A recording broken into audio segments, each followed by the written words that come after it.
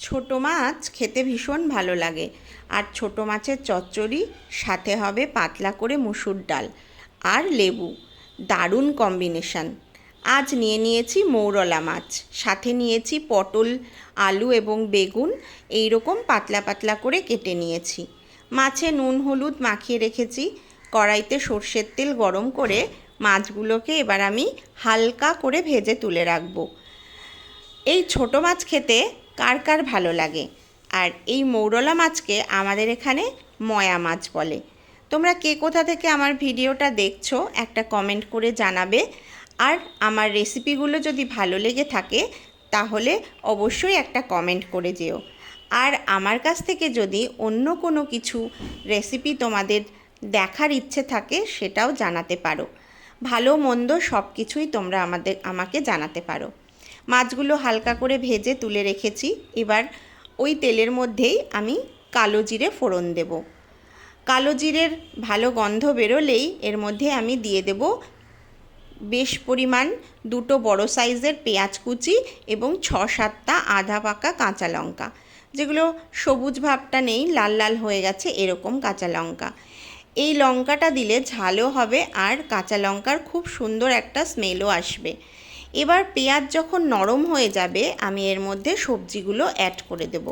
তোমরা এর মধ্যে মূলো কুচি দিতে পারো, তাছাড়াও তোমরা যদি ডাঁটা দাও, নরম ডাঁটা, সেগুলোও কিন্তু দিলে খুব ভালো লাগবে খেতে।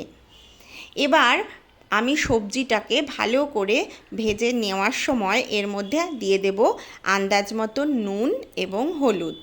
নুন হলুদ দিয়ে সবজি ভালো করে নাড়াচাড়া করে নিতে হবে। সবজিটা ভাজাও হবে, সঙ্গে কিন্তু সবজিটা 70% সেদ্ধও হয়ে যাবে।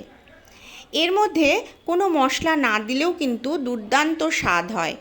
আমি আজকে এর মধ্যে সামান্য পরিমাণ মশলা অ্যাড করব। ঢাকা দিয়ে আমার সবজি যখন নরম হয়ে আসবে এবং সেদ্ধ হয়ে গেছে, এই মুহূর্তে আমি এর মধ্যে অ্যাড করব লাল লঙ্কার গুঁড়ো, কারণ একটু কালারফুল হলে খেতে বেশ ভালো লাগে। আর দিয়ে দেব খুব সামান্য পরিমাণ জিরের গুঁড়ো। এই দুটো তোমরা স্কিপ করতেও পারো। শীতকালে এই মাছের চচ্চড়িটা এত সুন্দর হয়, অনেক রকম সবজি থাকে আর খেতে এত স্বাদ হয় যে গরম ভাতের সাথে শুধু চচ্চড়ি দিয়েই কিন্তু খাওয়া হয়ে যাবে।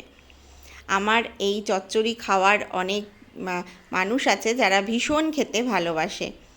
এবার আমার মশলা এবং সবজি সবগুলোই ভাজা ভাজাও হয়ে গেছে, সেদ্ধও হয়ে গেছে।